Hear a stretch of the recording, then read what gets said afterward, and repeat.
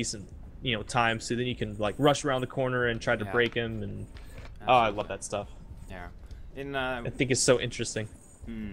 in the EU pistol rounds, there's some different rules about you can't capture an objective, and you can't. Oh, use okay, nades. yeah, nice. So we are allowed to step on them, but we can't capture it. So. Oh, okay. That's actually really interesting. I like that. That's because. Well, we are live. Jaeger gets the first kill by running down straight through center and gets that early pick. Some rounds coming in over his head, but Lark is able to pick up a kill onto Tristan? Yeah? Tristan. And Lark gets a second kill, and Crazy gets a kill. Oh. Oh my gosh, that was clean ace by E&E there. Yeah. Holy cow. So, that happened.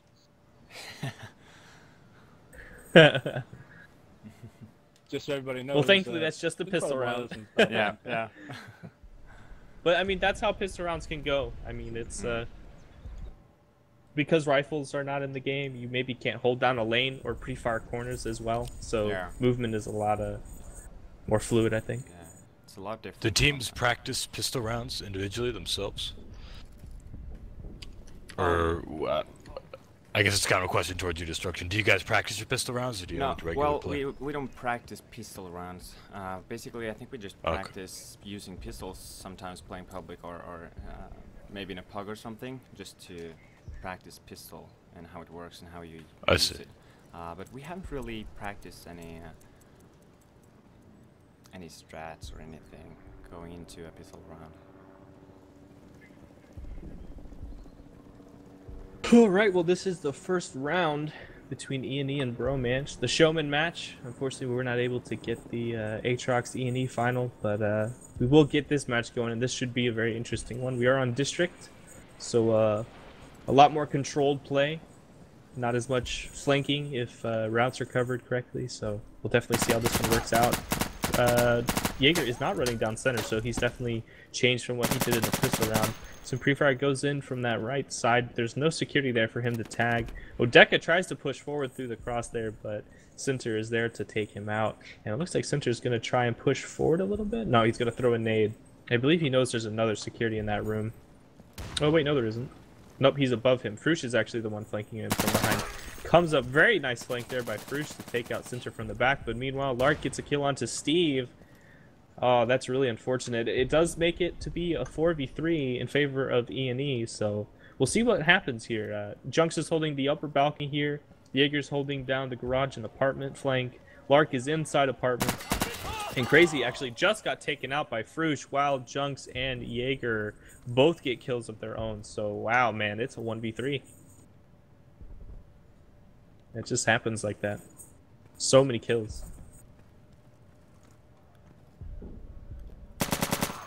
Yeah, and there's the last one. Yeah, that's pretty much an impossible corner to peek. Yeah, unfortunately. That one is very difficult. You never kind of really. It's brutal. For the reason that the other room is so dense with cover. Well, there's like 100 places in the garage that the player could be. Right. Yeah. Behind in the shelves, to the right or left, or behind the pillars, or behind the boxes, or out in the road, or out in the windows at sea. It's just like... I see, yeah. You're just like... if you could left peek now, then maybe you could actually try and clear them, but the left peek exposes your body more than it lets you lean, unfortunately, so... Yeah, I think if you were able to like if a player gets to that garbage can, right, across the little angle there, most players can right lean around the corner and get some really nice shots down center. So I think it's more of just the inability to correctly lean the corner, maybe. Because I don't want the room to be cleared out of cover. Oh, look at that. Steve gets a nice pick onto Lark right away there. Center takes out Frazier on the response, but Frush responds again with a kill onto Crazy. So that's 4v3 in favor of Bromance. It looks like they stepped it up from the last round. They didn't lose too many members, but it'll really come down to what Bromance do with those few picks. Oh, Jaeger with a nice solid peek onto Trist. Very nicely done. I don't think Trist realized he had been flanked around. Oh, and Junks captures. Oh, I'm sorry. And Junks kills Odeka, and Steve kills Center. So 2v2. after all that, it's 2v2. Bromance is on the B objective. They are starting to capture, but man, B is hard to take by yourself without support. So he's basically just sitting out in the open. Steve is also on B, covering some flanks with him, so that's excellent. But Junks is on this balcony, and he might get an early pick. And even if they do capture B, Jaeger's already on this A point, and it's well past 75%. Frush is able to take out Junks on that balcony side, and they're able to capture Bravo, but Jaeger resets the game and captures A. So both teams are 5-5, but this is where it gets really hard. Because Bromance captured B, they're not in the greatest position to spawn camp, whereas Jaeger today is in an excellent spot to just murder security if they try to leave spawn. So that is definitely something that might come into play here. If Steve can get a few picks from spawn, though, he can definitely help his team out. But he looks like he's getting flanked, but no, goes for the hip fire and takes out Center. Very nicely done, but he's got to reload that gun, and Lark peeks him right around the corner while he was reloading. Frush just takes out Jaeger, so Jaeger unfortunately unable to get any spawn kills there. So it is 4v3. It is in favor of Bromance currently, but they're going to have some hard pressure to get back in the map. They're mostly set up around this A point and maybe some pushing some routes towards this B place. But Frush with a nice double kill. That's exactly what Bromance needed to win this round. He got that from the sniper window. That was excellent. Bromance recaptures the A objective, which leaves just Lark. He's 1v5 currently. Yeah, Frush with 7 kills and 1 death so far. He's doing really, really well now. Absolutely. That double kill from sniper spot, man, that was absolutely brutal to E&E. I definitely thought E&E had the advantage there, and sorry, I definitely thought E&E had that advantage for the map placement, but that sniper window, I don't think they're expecting a player to be there so quickly. So Lark is able to pick up Odeka, but I mean, that calls out to the team. They know exactly where this player is. I don't know if Bromance knows there's only one left, though. I mean, it kind of is hard to count all the bodies because there were so many respawns, but shots coming in over Lark's head, and Tristan takes him out in the end. Very nicely done by Bromance, 1-1. Bruges 5-0 that round, very nice. Oh yeah, that was doing some good job there for his team. Yeah, once the movement started happening in those first few picks, and then everything started to happen, movement was just absolutely everywhere, and that turned real interesting. Yeah, you can't stay prone. As soon as you get the first pick, things start to happen. People are moving, and it gets more interesting to watch, I think, also. Oh yeah, absolutely. Yeah, that's kind of some of the conversation we've had in NA is talking about like what we feel is competitive, what we don't feel is competitive. How can we, look at items in the game? How can they be used to maybe do this or change that? And definitely some really good conversation going on. And I feel like there's a really good Season 2 coming down the line, but Odeka gets a nice kill on the jump. Cinter with a shot almost through boxes onto Frazier. That's really unfortunate. Crazy also takes out Frush, so that's the heavy hitter from Bromance last round down already. So it is 3v4, but no player has pushed the objective. But Jaeger getting into Tristan's spot that Jaeger had peeked him at last and takes out Tristan, unfortunately. So it is 4v3. There could be some plays happening, but I mean, look at E&E's setup on this TAC map. They are all over these objectives. They've got every possible angle covered, and it's going to be a little bit hard for Bromance to push out and get back into this map. Yeah. They just have to, I think, in situations like this, they're 2 versus, what is it? 4, yeah. 2v4, yeah. Yeah, so they are going to try to be patient, and none of the objectives are blinking, so they have time to take it easy now. Oh yeah, I think a call was made by a player that's on the balcony. He's taking some shots. Unfortunately, Odeka could not see him behind that metal. That was just unfortunate movement there. Lark actually sees the security. He comes around behind him and takes him out. Yeah, there you go.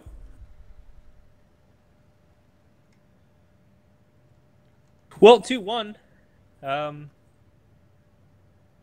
We'll see what happens. That round pretty much came down to E&E getting those early picks on those key players, and once E&E can lock down that movement, they just absolutely destroyed any, I guess I want to say, flanking or routes that Bromance may want to do. So if Bromance can get those early picks and leave little gaps open, then E&E, definitely still incredibly strong on the map, but they kind of lose some of their edge. But if E&E can keep their players up, I mean, they just locked it down. You can't really do too much. So.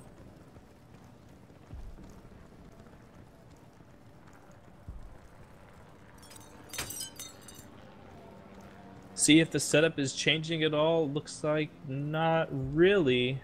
But it looks like both teams are getting into good positions. Look at this flank by Frush. He did it in the first round to very good success. Can he get this pick? He does. Pulls the round onto Crazy's face, takes him out. Very nicely done. Junks is able to kill Odeka to get that trade going. So, Lark with another kill. Uh-oh, that's unfortunate. It's 4v3. Frush is coming around for this flank, though. If he can get some of these kills, he sees the player. He's going... he's breathing in. He's zooming in a little bit. He doesn't want to risk a shot through this metal here. Oh, he sees the player moving, so he's obviously calling that to his teammate here, who needs to be paying attention. So they should be able to confirm this kill fairly quickly. Oh, Frush shoots and comes around the corner with the hipfire. That was a fantastic reach around by Frush there. That was fantastic. Oh my gosh, that was beautiful. I didn't even realize what was going on there. And because of that, look at this. Frush has pushed through and broken the line. He gets 2 kills out of nowhere. I don't know if E&E didn't call that or they didn't know where that player went down. Oh, but there you go. There's the communication. Lark calls out where that enemy player was, and they get to take him out. But, that's the trade. Trist unable to connect his shot. Junks able to respond from balcony, I believe. Oh, no, he was Coffee. He shot him in the back, so that was really unfortunate. But they do know where that player on B is. Unfortunately, they were not able to stop that cap, and I'm saying unfortunately way too much. So Fraser takes out Lark, but, I mean, right now it's 1v4, so... The spawn might happen, some spawn raping, but probably not too much. Ooh, Crazy with a nice reaction on that security. I think they were expecting him to be there, so yeah. Fraser tries to peek the corner, but Crazy had the advantage there and takes him out. 3-1. Yeah, that flank by Frush was excellent. Yeah. Those 2 quick kills were just exactly what Bromance needed, but unfortunately he was taken out, and Trist... missed those few shots. If he had gotten that kill, I don't think B would have been capped, and that might have changed the game to stalemate almost with like a 3v1 or 3v2. And with Frush, all the movement he opened up, I think the routes would have definitely favored Bromance. So just very unfortunate, but good calls by E&E absolutely to call out. There's a player in that our road arches, so fantastic work. So is Frush going straight into Bravo arches, and that's where he's going, right? Correct. He's running inside this arch and hard right to avoid touching the objective and trying to get a pick here. I really don't...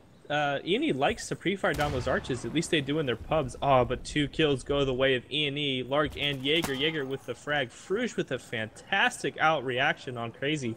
He was even ADS on that corner and couldn't get that kill. Man, oh man, that was a quick reaction by Frush, but yeah, Lark is locked down that side. The calls come out and he whips down and gets that kill back. So I forget what I was saying before this. It was something. Oh yeah, but he's E&E isn't firing down through those double arches. I would have expected at least one team to be doing that and prevent the rushing from happening, but Jaeger with the I know kill in the of his North own, America. so... Sorry, I know the North American games that was a serious thing. I've noticed there has been a single snipe through those arches right at the beginning of every round that I participated in, I remember, and that I saw participated in. That was always a hazard.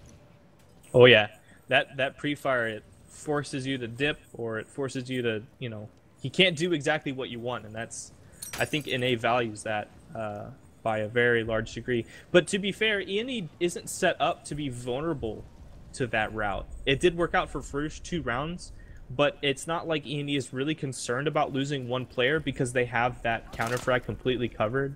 So what are they talking about? There's actually a bug right now with a C where you can capture it being outside the room. That was reported in an earlier match earlier in the week. I let our level designer know, and he fixed it up right quick. It also was in place for a skirmish, so we are listening. Yeah, absolutely. It'll be in the next patch. It's actually kind of a fun... I don't know, I was kind of fond of that spot.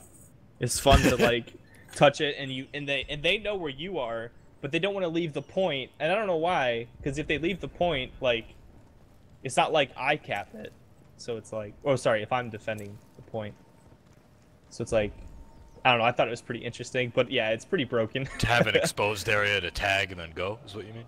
Yeah, I'll like tag it so they think someone's on the point, then they start checking every corner, and then I leave and tag it back so they think maybe he's behind them, and while while that's going on, all the other fun stuff is happening. Right. Ooh, looks like a nade is dropping in. Frush will not get fragged. He saw that nade coming in. It worked last round from Jaeger, but not this one. I believe he's leaning out that corner, maybe? Nope. He's actually pushed back. Ah, you're right. Where is Jaeger? I believe he's dead. Yeah, Tristan is able to tag him out. So, ooh, but a counter trade by Center, but a response by Frush. Very excellent. It's 4v2. I don't know what happened there, but E&E is kind of losing it. Bromance is able to get those frags that they need, and it's 3v1. Oh, a team kill by Odeka. That's unfortunate. Oh, man. Uh-oh. So that's 3v1. It was a 4v1, but Center is going to make his way towards Alpha. As soon as that objective blinks, I expect Bromance to just leap into action.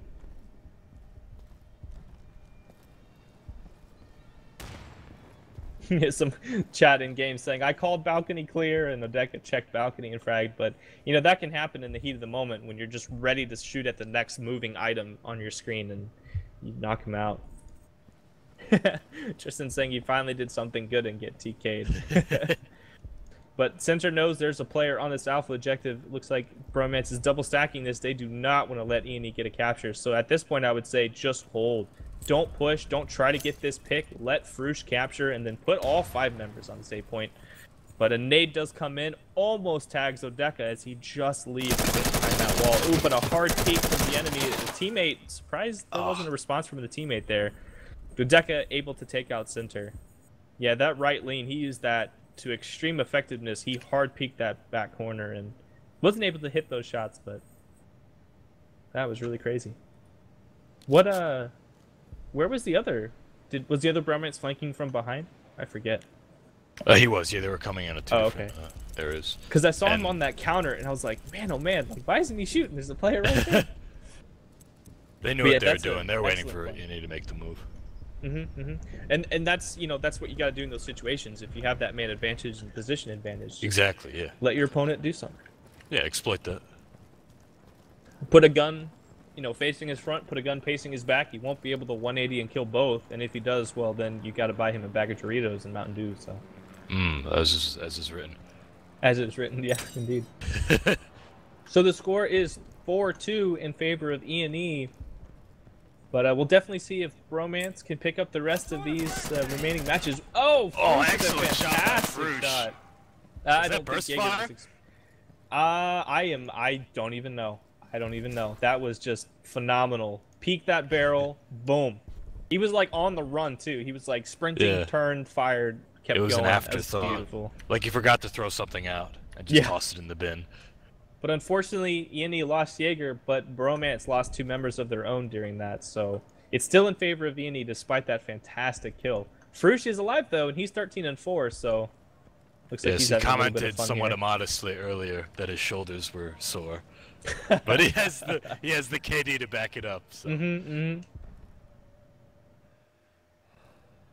Let's see what E&E is doing. It looks like Lark is pushing through these windows, checking everything on balcony. Frush is just setting up on bot and waiting for any movement to happen. Junk sitting up on the balcony, making sure no security can push past him.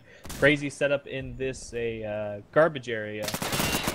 Just waiting for something to happen. Odeka is able to get a kill onto Junks. Very nicely done by him. He did actually push that balcony and got a fantastic reflex there, but Crazy's in this... watching steps, yeah, I don't expect... Oh, but he misses his shots and gets him through the wood. There you go. I was a little worried there. So what is that, 2v2? Nope, 2v3, my bad. Crazy Q is throwing a nade, but is taken out by Triss on the flank. Frush with a kill of his own. That's 2 kills for Bromance out of nowhere. That makes it a 2v1, and Frush pulls the gun at the last second. Nails Center. Phenomenal. 4-3 on District. Man, oh man, Frush with a triple kill. That was definitely a Frush round, man. That early pick on Jaeger, phenomenal. His patience down on bottom to get that first pick, and that pull on that last kill. Excellent work. And excellent flanking by Tristan specifically because they had just lost a player in that garage. And as soon as that player went down, Crazy Q checked his right to watch the flank from behind. But there was a flank from his other behind as Tristan ran around the corner. So very nicely done there. Very excellent. And that's something I'm noticing with these comms is that as soon as there's a frag, there's instant response by the team to either get that trade or set up in a position to keep that flank closed, and just excellent teamwork by both teams. Not much objective play. Oh, Crazy with an AKM onto Steve. Wow, where was that? That was through arches. There you go. There's some There's arches the fire. arch kill. There it is. Very nice. Yeah, I definitely don't think Steve was expecting that. I don't even know if he was trying to cross or what was going on there, but excellent shots by E&E there. Absolutely fantastic. That's such a good pick to have. And Junks with a frag on Odeka in that window. Man, oh man, was that good. I don't even know how we saw him. Oh, with a hipster shot on the Tristan. Man, Junks is on fire this round. He is picking people off. It's just really unfortunate. It leaves just Fraser left alive because Crazy just picked off Frush. So what do you do in this situation here? As Fraser. Yeah, you just take a deep breath, record an objective, look at a corner, get some kills. Yeah. Oh, couldn't find out Jaeger in that area. He did some nice pre-fire on the generator, which is where a lot of players like to sit. Kind of continued to walk as he fired, which is excellent. But go ahead. Right. Which I agree. Yeah, you need to play that aggressively when you are that last person. Sitting and waiting just means the other team gets their caps and respawns their team, and it'll become a 5v1. Yep. So you do need to push, as risky as it is. I'm changing magazine. Yeah, I think most of that is just, I mean, more or less accepting your fate. Like Yes. the odds of doing a 1v5 are pretty much zero. But specifically because try. a good team will just say, all right, we're losing players, let's go for both objectives and try to bait them to both. But exactly, yeah. But the magic can happen, so you must not get discouraged. You must push. There has been one game where there was a 1v5, and I believe it was Ministry, and I forget who it was and what team it was. The important information. I just remember there was a 1v5, and it was ridiculous because as soon as he'd get a kill, he'd run to a different spot. So then the enemy would hard peek his corner, and he would tag them in the back, and then he'd move again. And it was just excellent. Methodical work. I need to go back through my numbers and try to find who that was. But yeah. So that was halftime. The teams did switch. Bromance is now on the Insurgent side. Frush, shoulders getting a little heavy. He's 15-5, but absolutely the team has definitely been doing extremely well. His shoulders will be sore with that AKM. Let's see if he can pop off those picks. Yeah. It does weigh more. It does. It definitely does, yeah. This is definitely turning out to be a good showman match for sure. It's 5-3 currently, but E&E are now on the security side, and Crazy Q is sniping, so he is trying to get these picks on players running down through center, but I think Fraser was able to get past the sniper, or maybe the timing did not work out. Some nades and things blowing up all over the place. They're trying to bomb out this B objective, but there's no player on it. They're actually trying to do a bait here, and that's where all those nades are dropping in. So one does catch Fraser. A little bit of blood on the wall. Yeah, he did. And as you say that, excuse me, he does get a frag on a Crazy Q. So now that position is called out.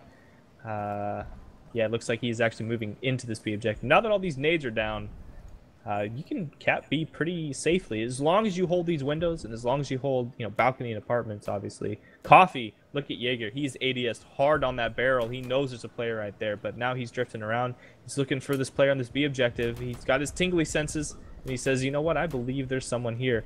Fraser keeps moving, though. Jaeger might find him out. He sees him running, is able to take him out, so Fraser will be able to capture this B objective. That is excellent pressure on the map for security now.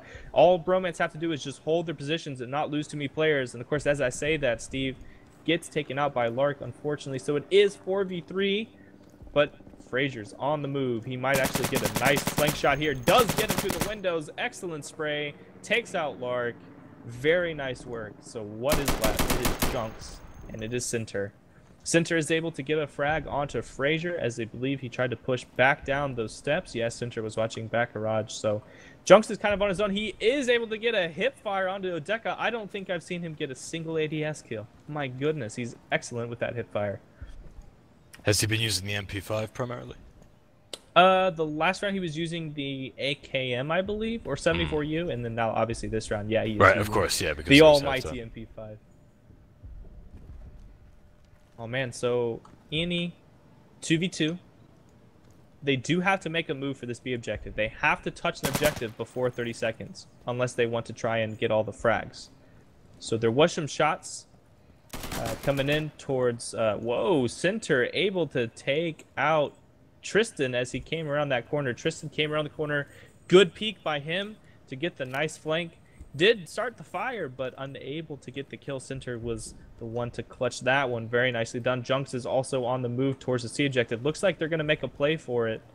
It is just Bromance left. Sorry, not just Bromance. Sorry, just Frush left. So let's find out where he is. He is getting the kill onto C player. Does take out Center, but there's another E&E member coming really soon. Oh, no, just kidding. I'm sorry. I did not check my attack map. Junks is on this B objective, and it is almost 50%, just now hitting past 50.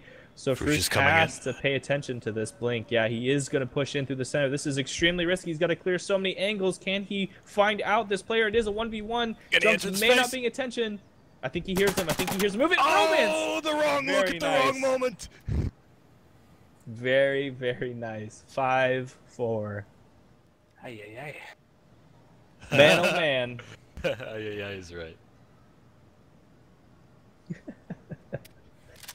5-4. This is a close one. Bromance definitely played extremely well on that insurgent side. And what do you think, Destruction? What do you think about the security versus insurgent side on District? Well, I have mixed opinions. Sometimes I feel like security has some advantages. But again, I like to play on the insurgent side. My personal preference is insurgent side. But I'm not really sure. I think of District as a fairly balanced map. I don't know. I haven't done any tests, so I'm not really sure.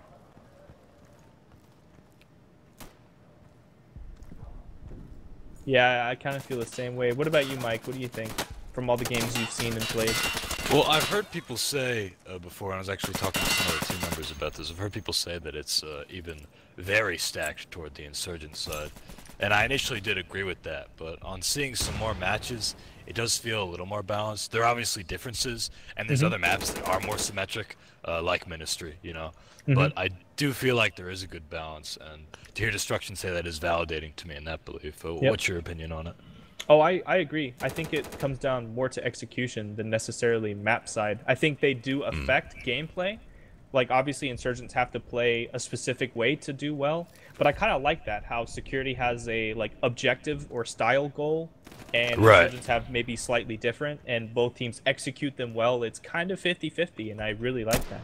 Exactly. Meanwhile, the match was going on, and there were a bunch of kills. Kind of just skipping over that, sorry. It is a 1v2 now with just Tristan left.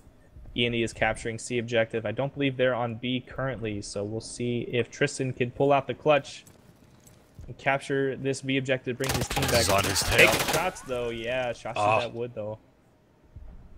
He's got that M1A1 with the 2X. This is great. Yeah, there you go. He gets taken down. Good flank by Lark to peek that other side of the wood. Very nice.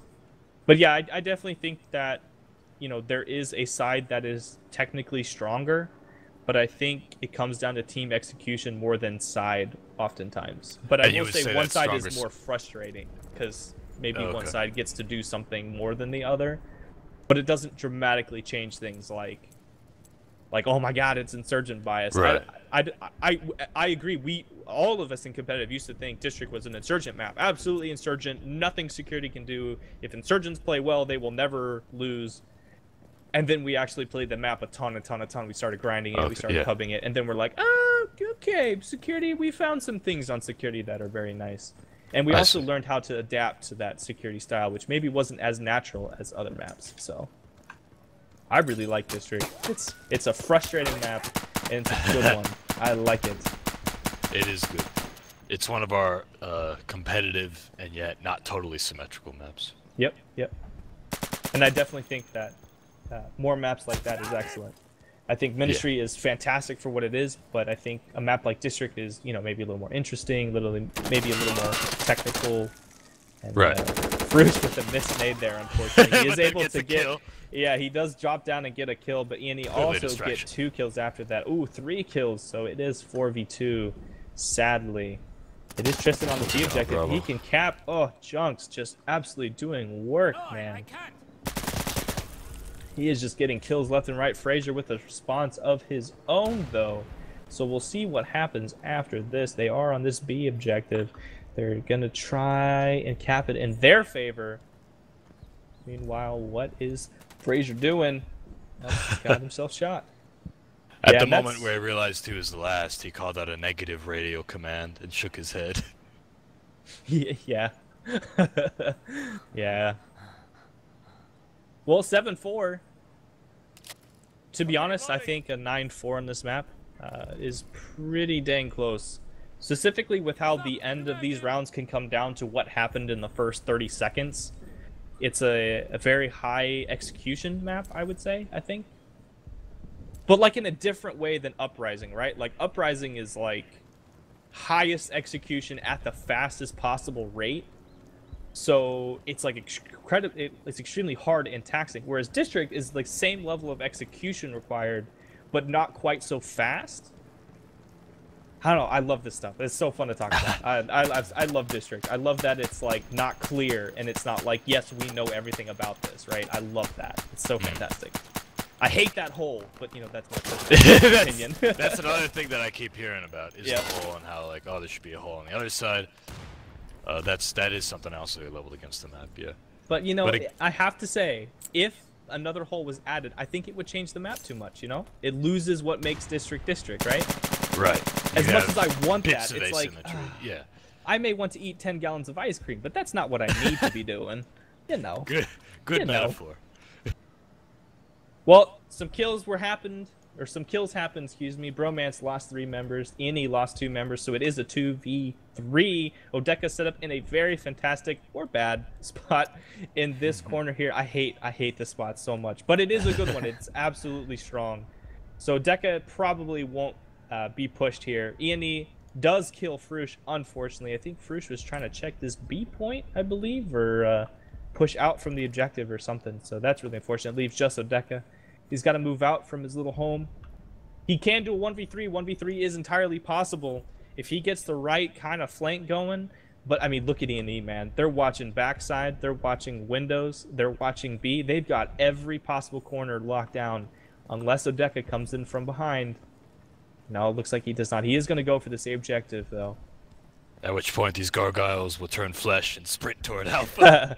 Absolutely. I think 2 of them will run A, 1 will go B just in case, but Odeka is in a good spot on A. This is going to be excellent. If he can get this early frag, he does get 1, but he's immediately got to move because that call is made out to his team, and yeah, Jaeger's sitting there waiting for him. Unfortunate there. 8-4. That displacement. Yeah, and that's, you know, when you have an extra man, you know, and there's like a 1v1, if you're confident in your skills, you can just throw a body out, right? You get a player to die, so you get that call. But, of course, that requires excellent setup, which, you know, obviously Ian had that excellent setup, and they were able to get that return frag, so. Very nicely done. This is actually extremely intense in terms of... The score may not reflect it, right? Because it is 8-4. Ian is on match point. But the gameplay has definitely been a lot closer than the round show. So what are we thinking? What do we think on this last round? I think that Frush has just agreed on $10. So I'm not sure of confidence levels right now. Yeah. Crazy Q with some nice shots down center. Didn't get anyone, didn't pick anyone. The routes are still pretty solid. Ooh, an explosion.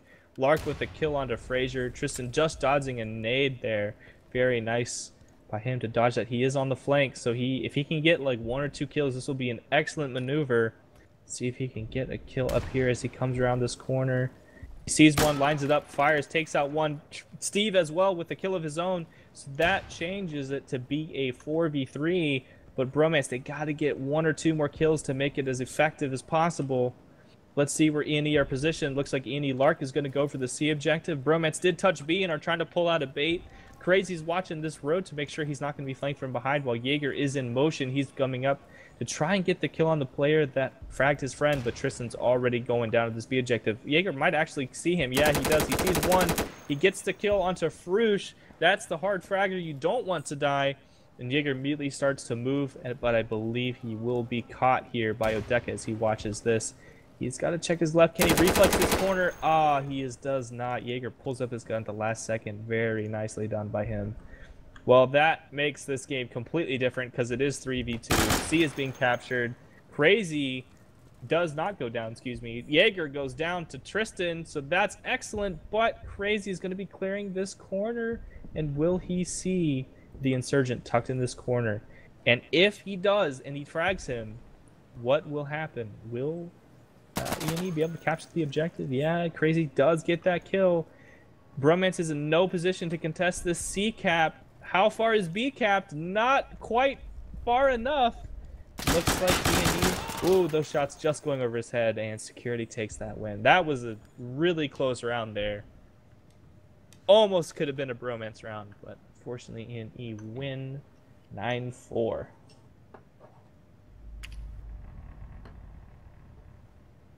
That was definitely a lot closer than 9-4, or at least it felt a lot closer for sure. Each one of those matches, yeah, toward the end of it or just throughout.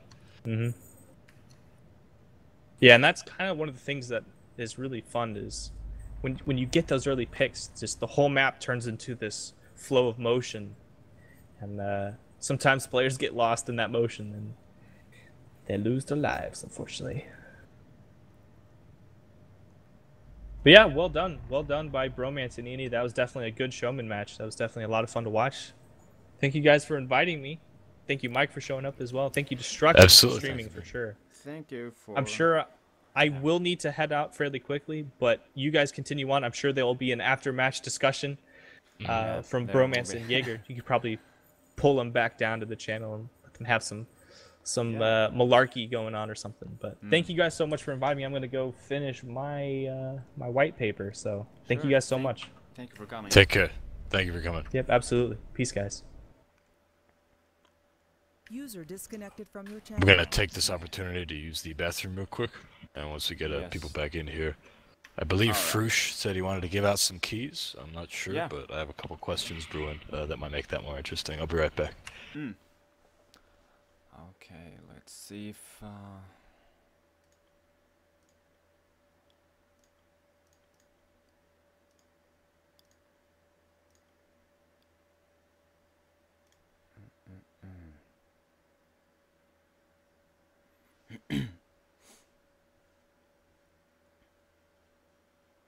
User joined your channel. Hey guys. Hey, Mike is... Be right back. Yeah, that was a good good match. Yeah. Did you cast the last bit there? I casted everything. But I mean, commentator. I don't know. Is it still live? Are we still live? Yeah, on we're still TV? live. Okay. Cool. I think we're gonna bring on some of the guys from Enervate here. User was moved to your channel. User joined your channel. There we have Junks. Hello. And hello. How's it going? And Steve. It's good. Yes. So, congratulations on the win in the European DGL Tournament Season 1 Finals. Yeah. Wow. Okay, all of... Whoa. Someone's bagging the entire lobby. Whoa. Hello. We all feel a bit left How you out. doing? Who just dragged you all down? It wasn't me. Fraser.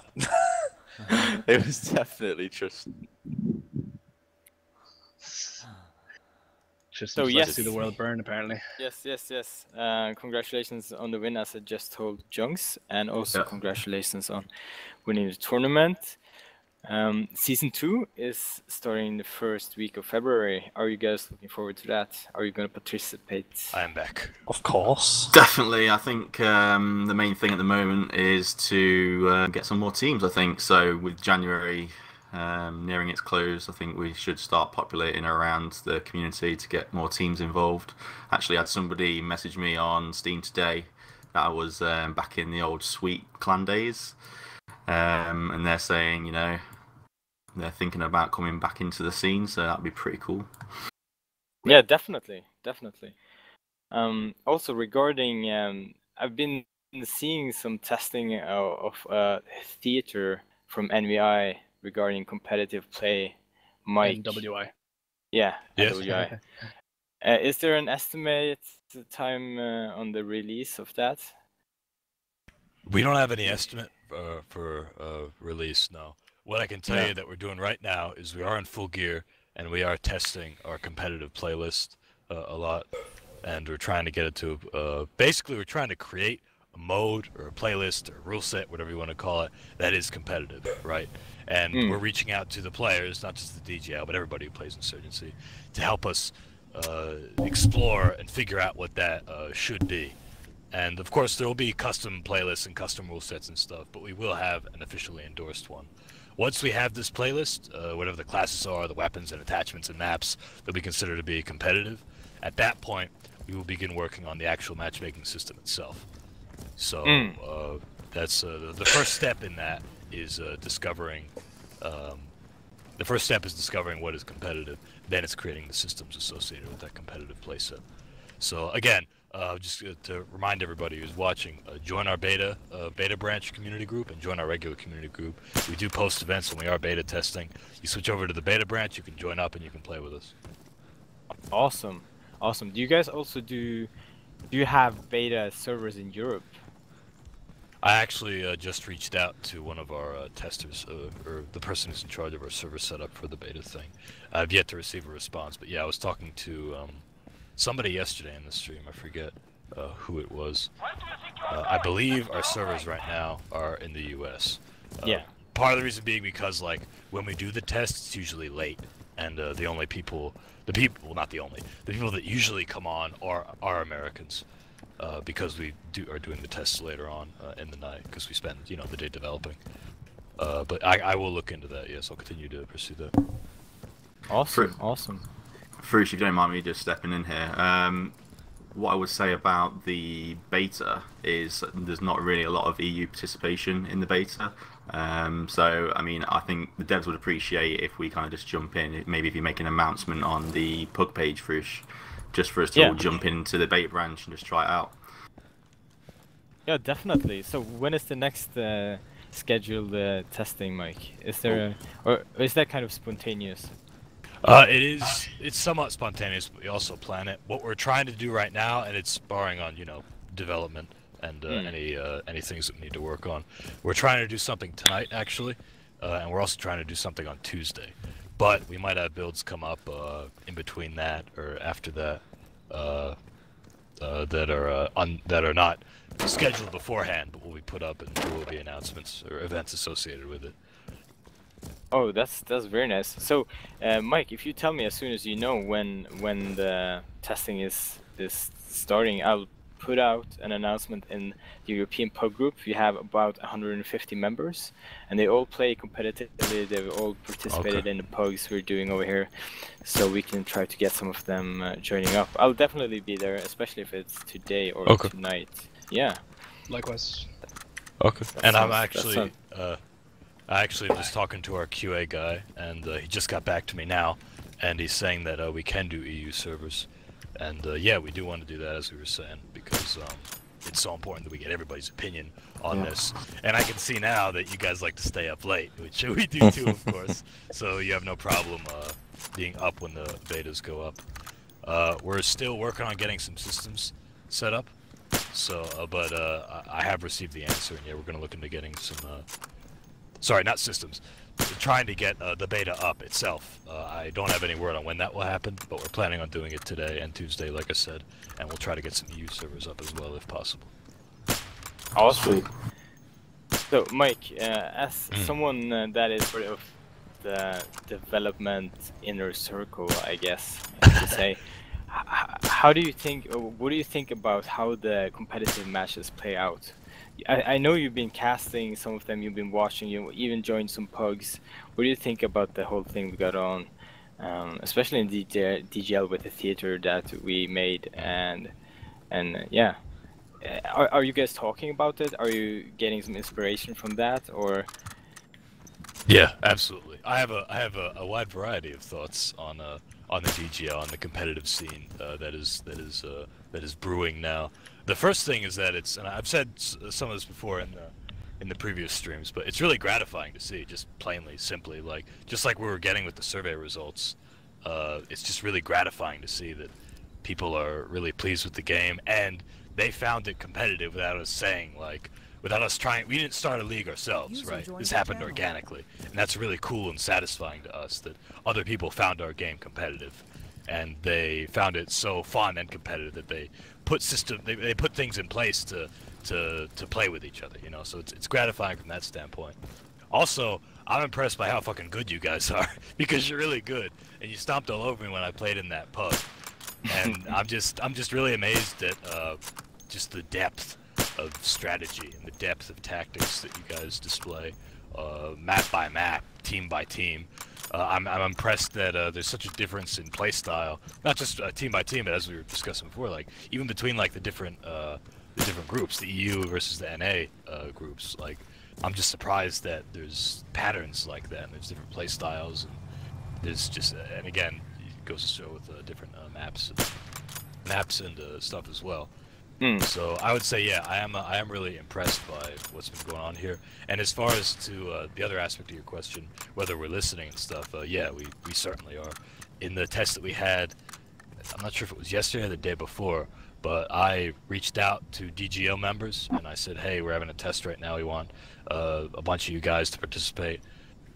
Please come in. Yeah, we're taking into consideration all the feedback you guys are giving, obviously, and actively inviting people whenever we have a test up and inviting their feedback. I was just talking to some other DGL guys who created a custom theater set, some North American guys, and they showed that to me, and I showed that to team members, and we take all that into consideration in the creation of our competitive systems and playlists. So yeah, no, we are definitely paying attention. That's why I keep sitting in, you know, is because I want to gather this sort of thing. And I want to keep up with what you guys want us to do competitively, and take all that feedback in. So, do you think that the theater that you guys are making right now is gonna be standardized, as in that every upcoming league, ESL for example, and DGL in the future? I've also seen some other leagues that are thinking about supporting insurgency. Do you think that theater will become the new standard for competitive play, the one you're working on right now? We do, as far as I understand. Again, we're working with a lot of this. We're still working through a lot of this, but as far as I understand, yes, we're going to have an official playlist, an official theater that will be like insurgency competitive, right? But there's also going to be, just as there is now, there will be room for custom competitive theaters. So if the DGL wasn't satisfied with the theater that we created or wanted to do it a little differently, or if the ESL did, if anybody did, they could do it themselves. They could create their own theater, as they can now, and they can play in their respective leagues by that theater. But yes, we do want to have an official, like, insurgency playlist or theater. That sounds nice. I see there's one question in the stream right here. Sure. Profile in the main menu is still not online. ETA on that. So I don't know if you guys have noticed, there's a profile tab all the way in the top there. It's grayed out for the time being. Any info on that? Yeah, that is something that we're gonna probably be putting out in addition to our UI changes, which will be in the coming months. We do have plans to put that back in, yeah. Not just put it back in because we did have it temporarily, I believe, but also overhaul that. Because kind of what we're doing right now is doing the competitive playlist stuff, the competitive matchmaking stuff, which includes party versus party and ranking and stuff like that, and UI changes, as well as integrating some community maps, like a station. But what we're so yeah, we're working on all of that, and the profile thing and the UI stuff is up there on the list, but it's a part of the other competitive changes, and it'll be coming in the coming months. Cool. That sounds good. Is there any? Could you just ask what the latest is on, say, making changes to stuff that doesn't get used much, particularly in comp, like flashbangs, shotguns, any like changes to balance for things like that that we can do in season 2? I'm glad you asked this question, because I was actually just talking to one of our programmers recently about the flashbangs and ways that we could improve them. I like them. I use flashbangs whenever, like in that pug, I was using flashbangs that I played in, and I like them in co-op as well. And one of the things we want to do, and again, we're just kind of exploring this, and it's not as a part of like all the changes that we're making. We're testing. We have to be really careful with gameplay changes, but we want to make the flashbangs. We want to try making the flashbangs remove all the fatigue, or rather, fatigue you completely whenever you get flashed. So you remove all this stamina and stuff. Completely suppress you at the point where they ignite and you see it. Oh, wow. And also maybe give you some view kick, because as it is now, if you're aiming down the sight and you get flashed, you could just kind of shoot where you were. Maybe that was like at a doorway you were looking at, the doorway from which the flashbang came, and you have a pretty good chance of hitting the guy. But if we have a view kick, suppression, and fatigue in there, that might affect that. That might make flashbangs more useful, especially since they detonate so quickly. Yeah, and so it might be better than using a frag grenade. So yeah, that being said, like we'll work with that. You know, we do want to try to incentivize flashbangs. As for shotguns, I'm not sure. We might just remove shotguns altogether from our competitive playlist if we don't find they have a good use. One of the write-ups that some other North American DGO members gave me included some stuff like sort of making a utility class where the shotgun costs 0 supply, and that would be kind of like the grenadier of the team. And in that, that'd be really interesting. Right, exactly, because then you have a guy who's like, you have the sniper. What we have now is we have like the flanker who has like SMGs and runs real fast and stuff. Then there's like a rifleman or an assaulter, I think is what we call it, or just assault. And there could be like an option for a sniper, or I don't know what you would call the utility person, maybe just a grenadier, because he would use grenades. But yeah, the idea is certain weapons that are less good, but they have other uses. Like maybe he's the only kind of guy that can get 3 grenades, and that might have some sort of interesting effect on the competitive mode. So you're going for a less one-size-fits-all than say the DGL is set up for. So like right now, all of our classes are pretty similar. I mean, you can outfit every class in our comp almost exactly the same way. Right, and we're still, like I said, we're still working with it. And what we have right now is, I'd say, like the 2 big distinctions. We do have distinct classes, yeah, like with the flanker, and like with the assault. We don't want to have it so.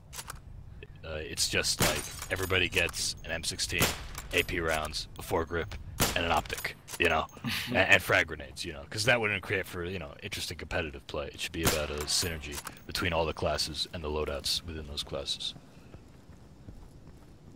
That sounds great. Someone asks M240 Bravo when, with a smiley face. We don't have any plans to add an M240 Bravo, but I haven't actually seen any workshop. I don't think I've seen a single workshop. Maybe I'm just not.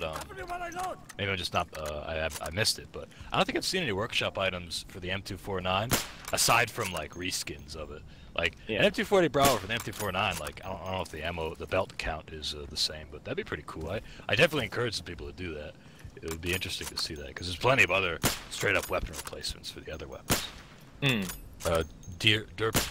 Derpcack Monster says, "Are we going to see more classic maps from the mod?" This is asked in the Mike Hawk stream that we had yesterday.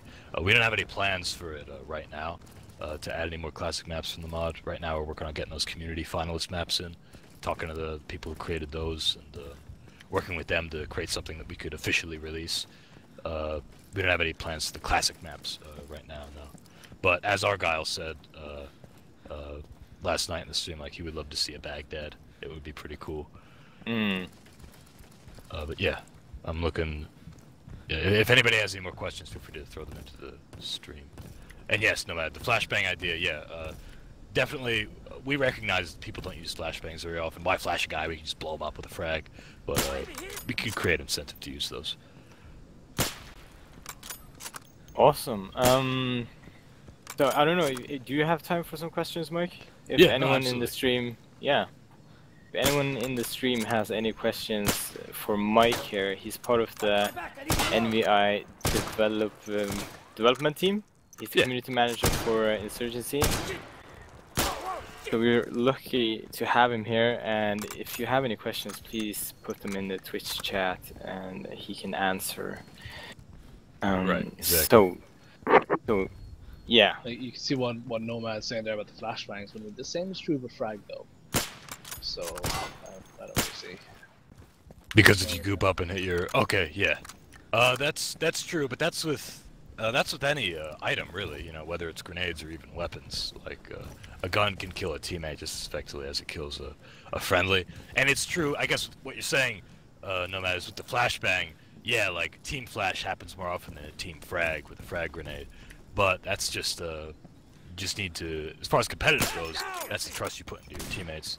As far as public games go, there's always going to be ways that you could mess with people or like accidentally screw up other people.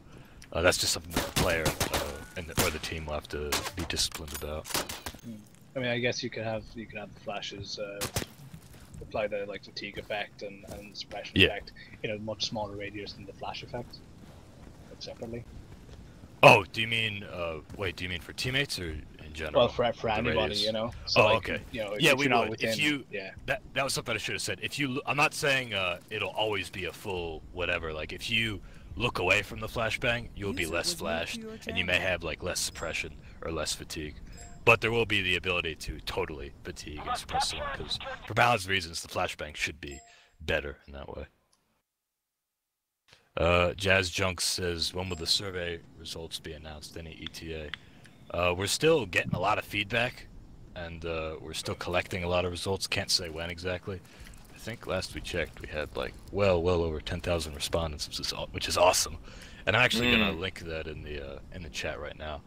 For those of you guys who do not know, we put up a survey recently for Insurgency, asking basically what people thought of the game, various different aspects, what their favorite maps were, favorite modes, whether they preferred co-op or PvP, which modes within those that they preferred, and also what they would like to see in another Insurgency game, if there were one. So I'm gonna getting the link right now. Mike, just a quick thing. Just a quick thing onto that. Like we know that Insurgency is mainly co-op players. So if obviously you've mentioned competitive aspects within that survey. If obviously it's majority of it is possibly going to come out as co-op being the better, well not better, but the most voted for best mode kind of thing. Is that going to affect people like us that mainly play competitive regarding the results? No, it won't. We value both our cooperative mode and our competitive mode. We know that Checkpoint is really popular, and a lot of people play Checkpoint. I have a friend in Japan who, and I was talking to some guys about this recently. I have a friend in Japan who can't find PvP servers because all the Japanese do, he tells me, is play Checkpoint.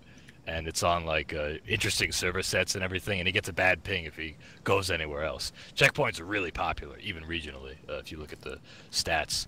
But that doesn't mean we're gonna reprioritize and allocate more resources to co-op and not competitive. If that is what your question is. No, we value both those aspects, and we're definitely focused on the competitive aspect right now. Is that what you meant to ask? If there would be Yes, PvP that's basically okay. Perfectly answered, man. Okay. Yeah, no, we're not foregoing PvP in favor of co-op, despite the overwhelming majority of matches that take place, which are Checkpoint. No, we still care about the PvP, and that's what Insurgency really was originally. We have a fantastic competitive thing, and that's what you guys value yourselves because you created this league,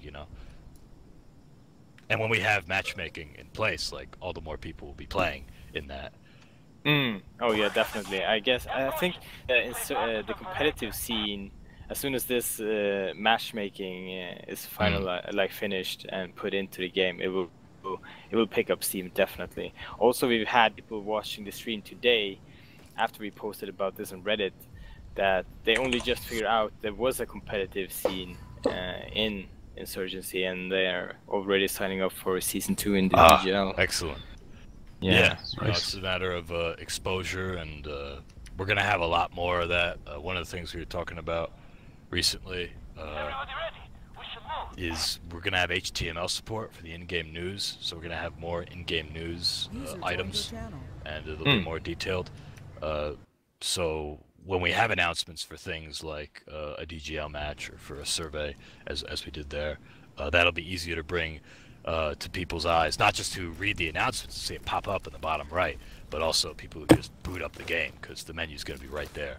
So it helps a lot with exposure, and we're at a point now finally with HTML support where we can do that, and it'll be really cool and good.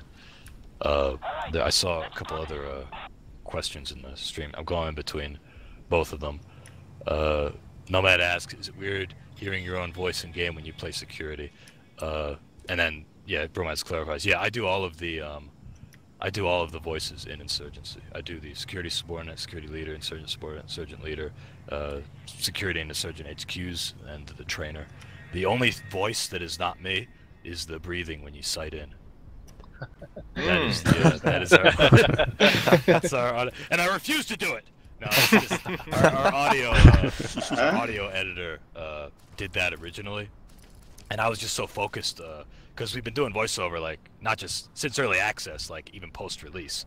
We put in a lot of the response stuff that you hear when you get suppressed and throw grenades when suppressed, reload when suppressed, and we had we were focused on all that stuff because it was important that I get all that sorted out. And he actually, the original minor in Major Pains for him as well. But I didn't want to change the breathing because I thought it might be a little too jarring to players for it to suddenly be different.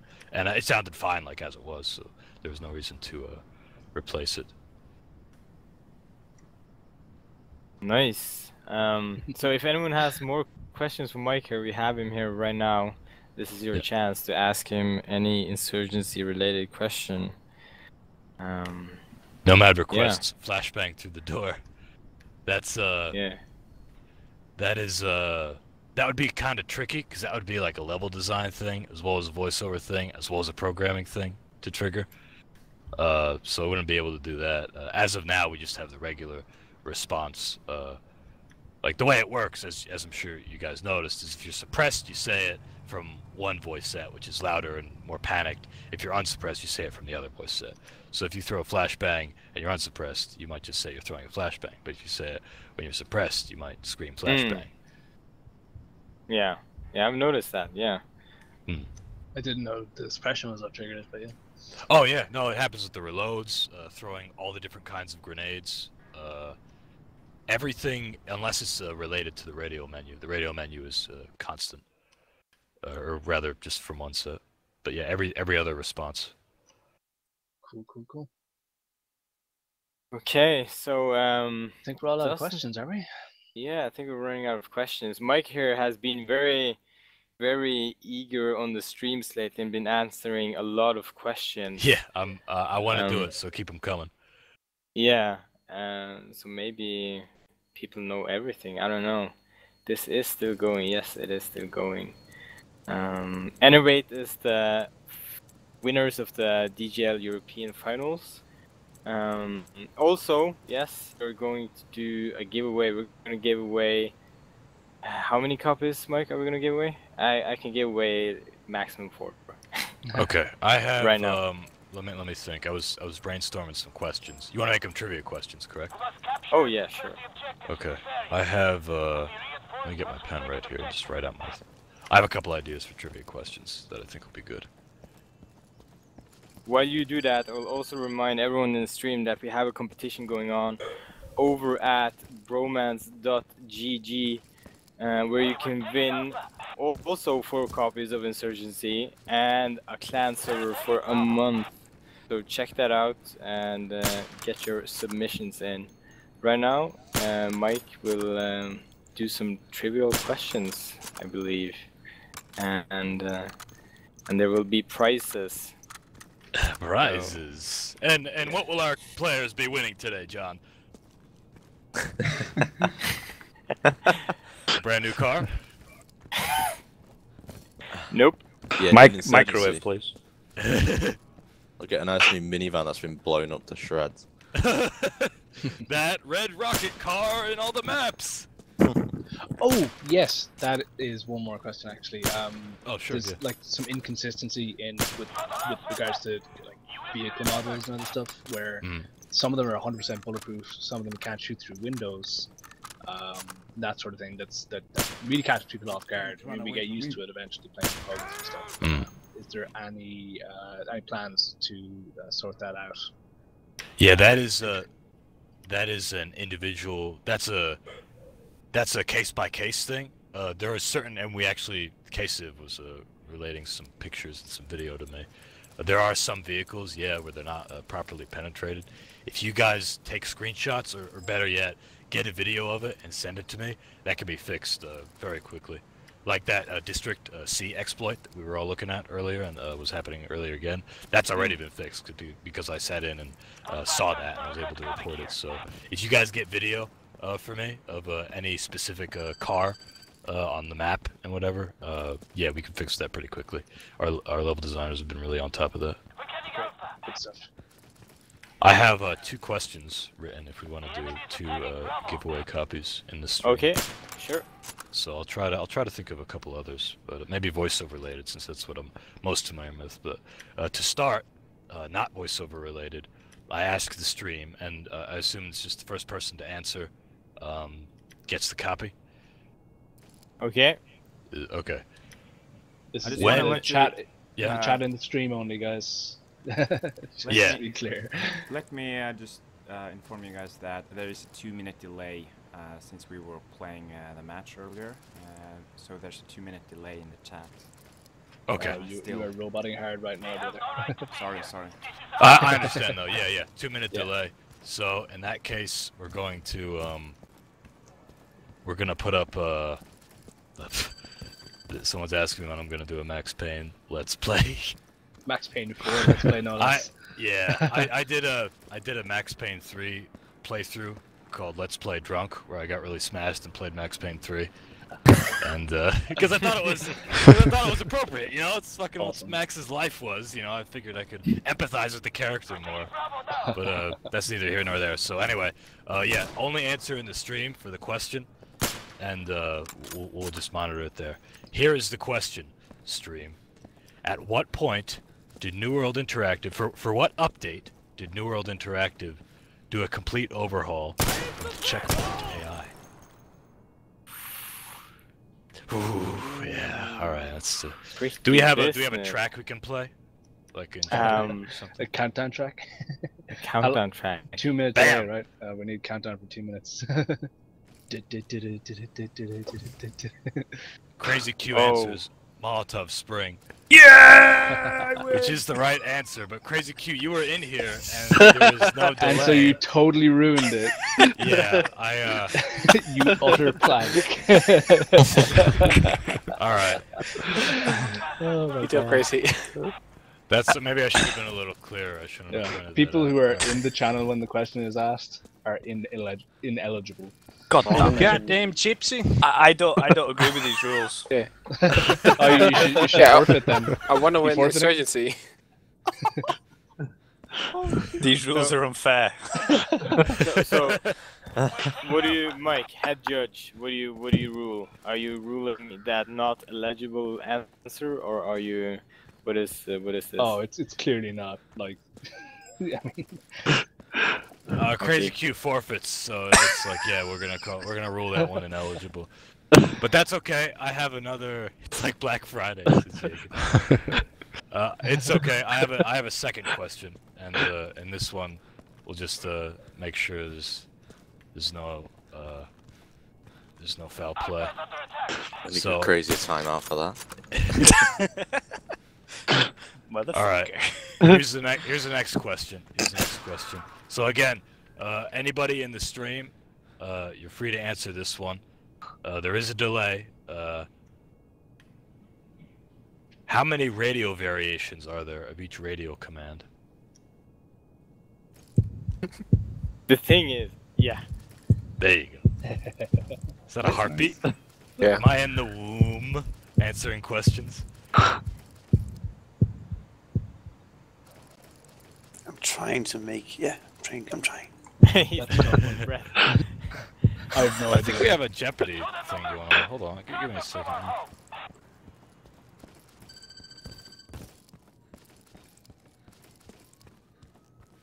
So how many variants of each voice command is there? That was the question, Mike. Radio. Yeah. That's Yeah, right. Yeah. Of each radio menu option, you know, affirmative, negative. The thing is, I know the answer. and I You can't do. answer. Okay. I'll Yeah, go but for you're it. not eligible, so it's all good. Don't do it. Do it. By the way, with regard to Jeopardy music, we don't watch Jeopardy. We're Europeans. Oh yeah, here's the music. Oh shit. Does this not make any sense to you? None. At all. Really? This is Yeah, just we a- don't this is get music. Jeopardy over here. Doesn't mean anything. Nope. Nothing meaningful. Yeah. This track, not provoking any thought or anticipation. I recognize it. What But, about what about the okay. Yeah. countdown music? You're the closest to an American. Countdown music? Doom, Where's the doom, countdown doom, music? doom, What about doom, the doom, Bromance song? doom, doom, doom, doom. that exactly, yeah. But they don't get that in the States. Countdown's better. Countdown for life. I'm not seeing any answers yet. I'm not sure if we have a delay or if just nobody knows. I think there's been 2 minutes now. Yeah. I think so. Just Alright, no one we'll give knows. it- could just guess. We'll give it just one more minute. You could just guess, just a number. There's your hint. It is a number.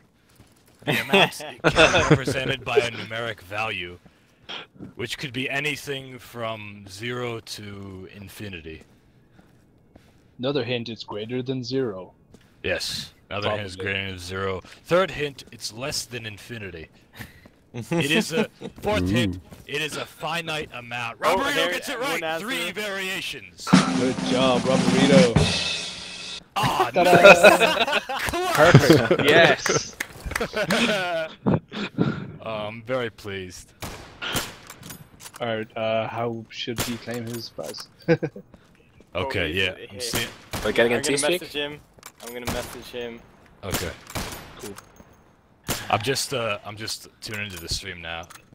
The delay is very long. That's why it's not. I just heard the question being posed 10 seconds Okay. ago. So I need to communicate through the stream. All right. So yeah, Roberto, congratulations. You get the copy of Insurgency. So let me try and think of another question here, and then we can get another one. There are to explain. Yeah, there are 3 radio menu options for each. There's 4 characters, right? 2 insurgents and 2 security, and there's 3 for each radio command. The reason why I wrote them in such a low amount is because I wanted to keep it really recognizable, because the radio menu stuff, it's really important to know like what's being said. You know what I mean? It's important to be recognizable. Now, I didn't clarify, but affirmative and negative have more variations than that, but the majority of the radio does not. It has less. So, Roberto, yes, you get it right. It was 3. And actually, I have another question for this. Hold on, let me double check on my stuff. Are you able to get that thing to Roberto? Yeah. Okay, cool. You'll get the copy. Me on Steam and you'll get the copy.